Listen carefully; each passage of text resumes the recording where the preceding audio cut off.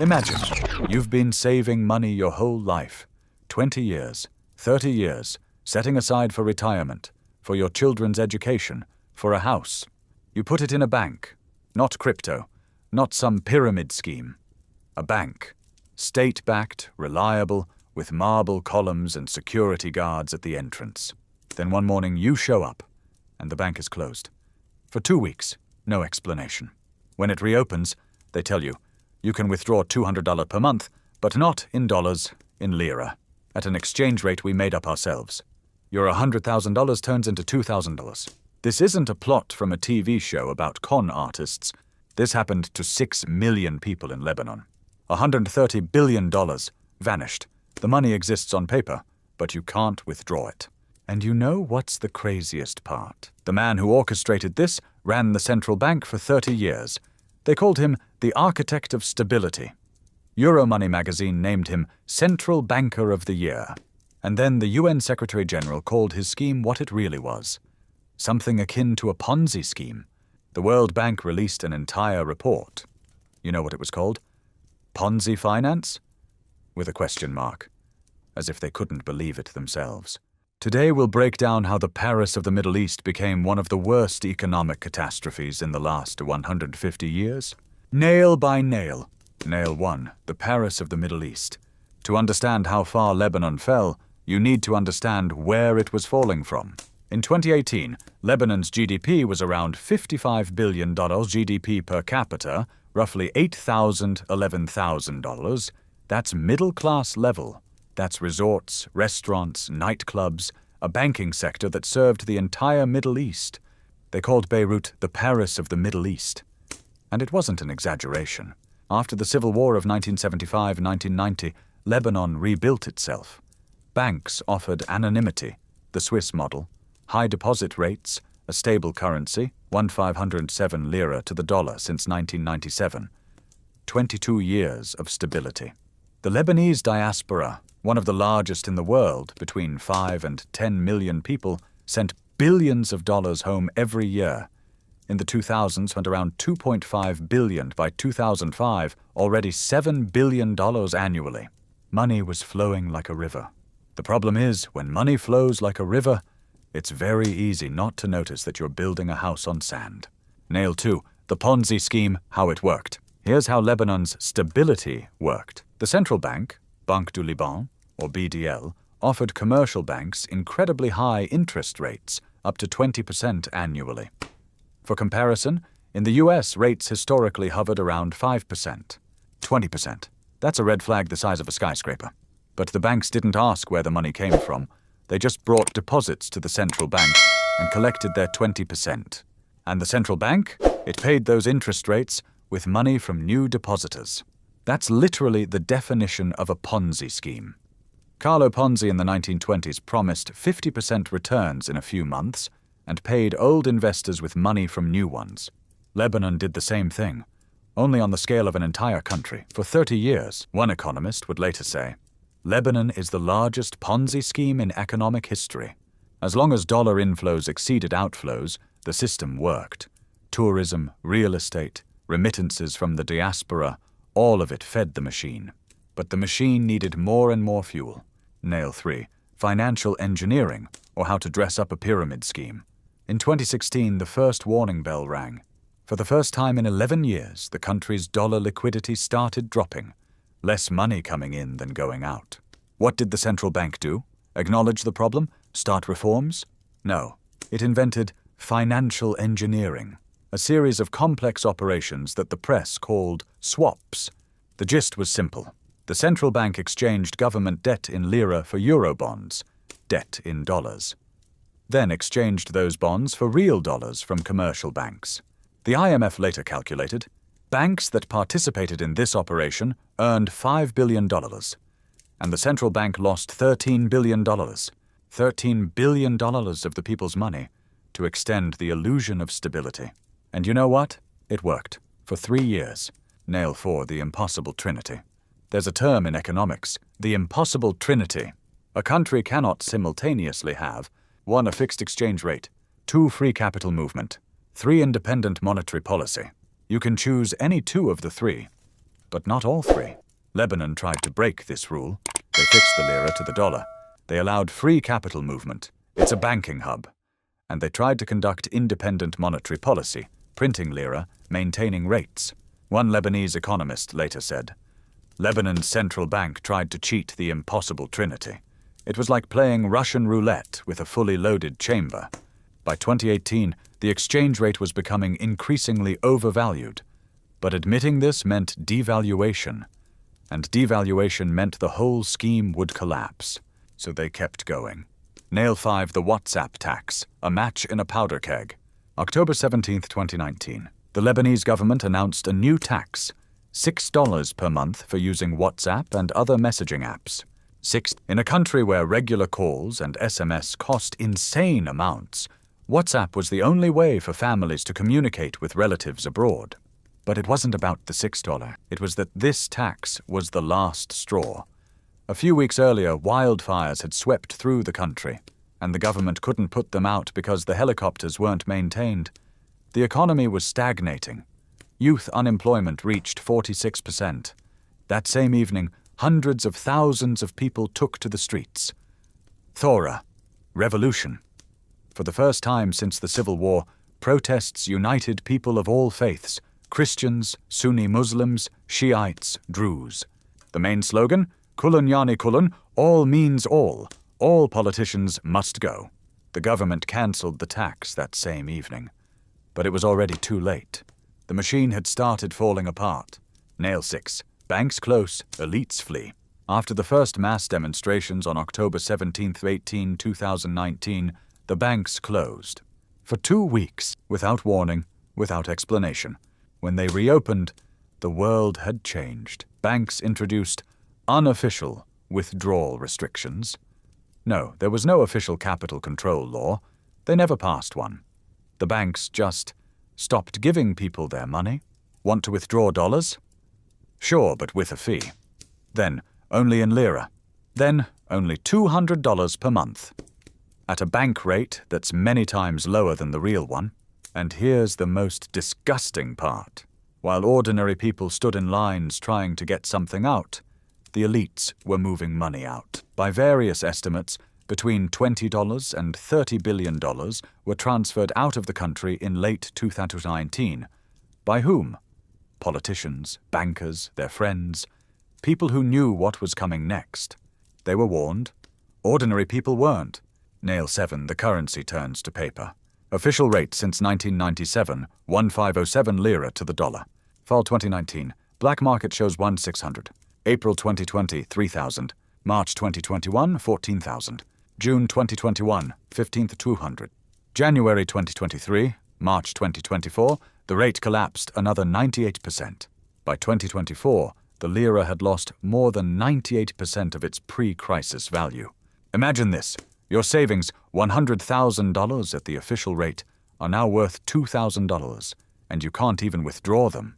The country's GDP crashed from $55 billion in 2018 to roughly $23 billion in 2021. More than 50% of the economy evaporated in 2 years. GDP per capita fell from $8,000, $11,000 to less than $3,000, $4,000.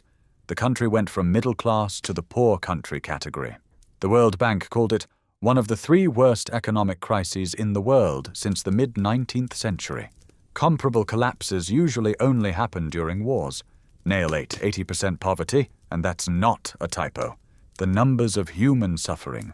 80% of the population fell below the poverty line. 8 out of every 10 people. Food inflation exceeded 500%. A loaf of bread that cost 1,000 lira now costs tens of thousands. Public services collapsed. Electricity, blackouts up to 12 hours a day in some regions. Water, intermittent. Healthcare, doctors are leaving en masse. Between 220,000 and 250,000 Lebanese emigrated in the first 2 to 3 years of the crisis. Among them, doctors, engineers, teachers, human capital that was built over decades, leaving forever. And people who had savings in banks, they can withdraw the equivalent of about $200 per month in lira, at a rate that's far from reality. Some, in desperation, stormed banks with weapons to get their own money. Their own money. Nail 9. The Beirut explosion, a metaphor for the country. August 4, 2020, 6:07 p.m. One of the largest non-nuclear explosions in human history. 2,750 tons of ammonium nitrate stored at the port of Beirut for 6 years, without proper safety measures, in the middle of a densely populated city. The authorities knew about it. Documents show that numerous officials were warned about the danger. Customs sent letters. Security services compiled reports. Nobody did anything. 218 dead, 7,000 injured, 300,000 people left homeless, 77,000 apartments damaged, half of Beirut's medical facilities knocked out. Damage estimated at $15 billion. Human Rights Watch conducted a massive investigation. The conclusion: numerous Lebanese officials were, at minimum, criminally negligent, and possibly consciously accepted the risk of people dying. Investigation inside Lebanon? Blocked. The judge who tried to question politicians was removed. The next judge issued arrest warrants. The Interior Ministry refused to execute them. The port explosion became the perfect metaphor for the entire country. Elites knew about the problem, did nothing, and when everything blew up, refused to take responsibility. Nail 10. The Untouchable finally touched. Riad Salameh, 30 years, governor of Lebanon's central bank, from 1993 to 2023. They called him the architect of stability. Euromoney magazine gave him awards. The IMF praised his policies. American officials called him a reliable partner. And then they called him the world's worst central banker and the black box of the corrupt elite. The facts. Interpol issued red notices for his arrest at the request of France and Germany. The European Union froze $120 million in assets linked to Salameh. He's accused of laundering and embezzling $330 million through offshore companies. The US, UK, and Canada imposed sanctions against him. In September 2024, a year after his term ended, Salameh was finally arrested in Lebanon on charges of embezzling $42 to $44 million in public funds. $42 million, while total depositor losses are estimated at $130 billion. Bail. 14 on 20 millions, a record in Lebanese history. He paid it and walked out. An activist fighting for depositors' rights called the amount insignificant, considering the billions he stole. And one Lebanese source said bluntly, the political elite has no interest in keeping him in prison, because if he talks, they all go down with him. Nail 11. The Deliberate Depression. The World Bank released a report on Lebanon. It was titled The Deliberate Depression. Not a crisis, not a recession, a deliberate depression. Quote from the report, a significant portion of people's savings in the form of bank deposits has been misused and squandered over the past 30 years. And also, losses should have been recognized and borne by bank shareholders and large creditors who have reaped enormous profits over the past 30 years from a highly unequal economic model. Instead, ordinary people bore the losses. Autres leçons. Lebanon's story isn't the story of some distant country with incomprehensible problems. It's a story about what happens when elites control both politics and banks. Regulators turn a blind eye to obvious risks. Short-term stability matters more than long-term sustainability. Nobody is held accountable. $130 billion didn't disappear into thin air. It was spent, moved out, appropriated.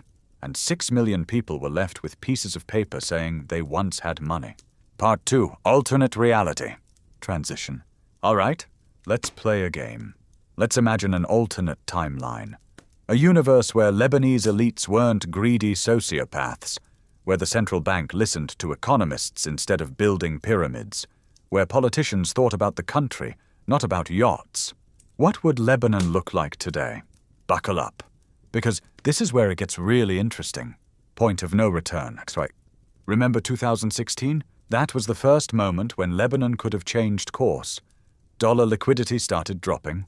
For the first time in 11 years, the central bank faced capital outflows. In our reality, Riad Salameh launched financial engineering, a complex debt swap scheme that cost the country $13 billion and extended the agony by 3 years. What if he hadn't done that? What if Lebanon had acknowledged the problem in 2016? Look at Iceland. The Icelandic Path, 2008 Iceland. The country's 3 largest banks, Glitnir, Kaupthing, Landsbanki, had accumulated assets 9 times the country's GDP. Sound familiar? Lebanese banks by 2019 were roughly 6.5 times larger than the economy. When the global crisis hit, the Icelandic banks collapsed. All 3 in a matter of days. And you know what Iceland did? It let the banks go bankrupt. Not too big to fail, but too big to save. The government passed emergency legislation overnight. 3 key decisions. First, domestic depositors got priority. Their deposits were fully protected. Second, foreign creditors and shareholders lost their money. About 4 times the country's GDP simply written off. Painful? Yes. But that was money from people who gambled at the casino and lost. Third, new banks were created from the wreckage of the old ones. Healthy assets into new banks, toxic ones into bankruptcy. The result? The currency depreciated by 50%. Tourism skyrocketed, the country became cheap. Fish exports grew. By 2015, 7 years after the crisis, unemployment 3.8%, GDP growth 4.1%, inflation 2.5%, debts to international creditors paid off early. And you know what's most important? Iceland became the first country to send bankers to prison after the 2008 crisis. Not fines, not resignations, prison. The Cypriot path. But Iceland is a small country. You can't compare. Fine, let's look at Cyprus. 2013 Cyprus's banking sector, 675% of GDP. The 2 largest banks, Cyprus Popular Bank, Laiki, and Bank of Cyprus, on the verge of collapse. After the Greek crisis, they lost $4.5 billion on Greek bonds. Familiar story? Lebanese banks also lent to the government to insanity. Cyprus requested help from the Troika, IMF, European Commission, ECB. And here's what happened. Laiki Bank was shut down. Completely. The country's 2nd largest bank into liquidation. Depositors with up to $100,000 protected. Not a single person with an insured deposit lost a cent. Depositors with over $100,000 lost 47.5%. It's called a bail-in or haircut. Harsh? Yes. But these were large depositors who received high interest and knew the risks. Banks closed for 10 days, then reopened with capital controls. Limit of $300 per day for withdrawals. Controls lifted after 2 years. The result?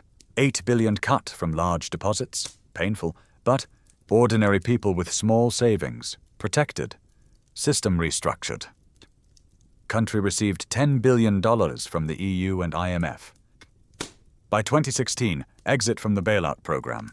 IMF praised Cyprus for exemplary implementation of reforms. Lebanon, what could have been? Now imagine an alternate Lebanon, 2016. Instead of financial engineering, the central bank acknowledges the problem. The government begins negotiations with the IMF. Yes, it's politically painful, but it's honest. 2017-2018. Gradual devaluation of the lira instead of artificial stability. Exports become competitive. Tourism grows, the country becomes cheaper for foreigners. October 2019, when the crisis comes anyway, and it would have come, the country has a plan. Banks close for 2 weeks, like in reality, but deposits up to $100,000, fully protected. Large deposits, 30-50% haircut. Bank shareholders, loss of capital. Riad Salameh, under investigation, assets frozen. New banks created from healthy assets. 2020-2021, IMF program. Yes, tough reforms. Yes, spending cuts, but investment. Aid. A plan. August 2020. The port explosion. Though wait. In an alternate reality where authorities are accountable, maybe someone would have noticed 2,150 tons of ammonium nitrate in the city center. 2025 alternate Lebanon. GDP per capita, $6,000, $7,000, not $3,000. Poverty, 30-40%, not 80%. Lira, devalued but stable. Depositors, small ones, Protected, large ones. Lost some. Bankers in prison or in exile. Trust recovering. Why this didn't happen. Why didn't Lebanon take the Icelandic or Cypriot path? One answer, greed. Iceland let foreign creditors lose money. Cyprus haircut large depositors. In Lebanon, the large depositors are the politicians, the bankers, their families and friends. They weren't about to haircut themselves. Instead, they moved $20–30 billion out in 2019, while ordinary people stood in lines. Second answer, the system. The Lebanese political system is built on sectarian power sharing.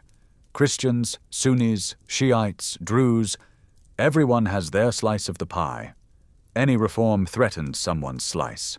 When the IMF proposed a restructuring plan in 2020, the banking lobby blocked it. When a judge tried to investigate the port explosion, he was removed. The system protects the system. Third answer, impunity. In Iceland, bankers went to prison. In Lebanon, Riad Salameh ran the central bank for 30 years. When he was finally arrested in 2024, he walked out on $14 million bail from money he stole. When there are no consequences, there's no incentive to change. A lesson for everyone.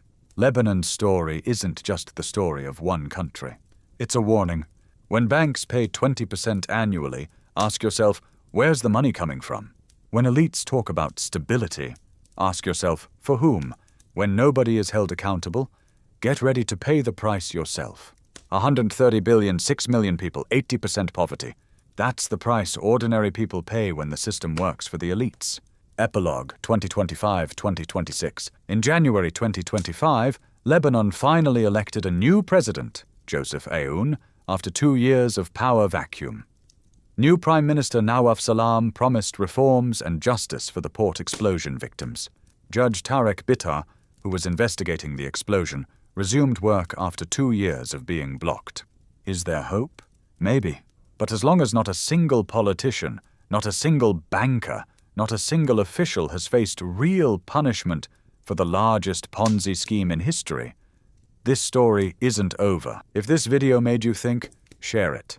Not because I need views, but because what happened in Lebanon can happen anywhere. When we stay silent, the elites win. When we speak up, there's a chance. Subscribe, like, comment. Until the next deep dive.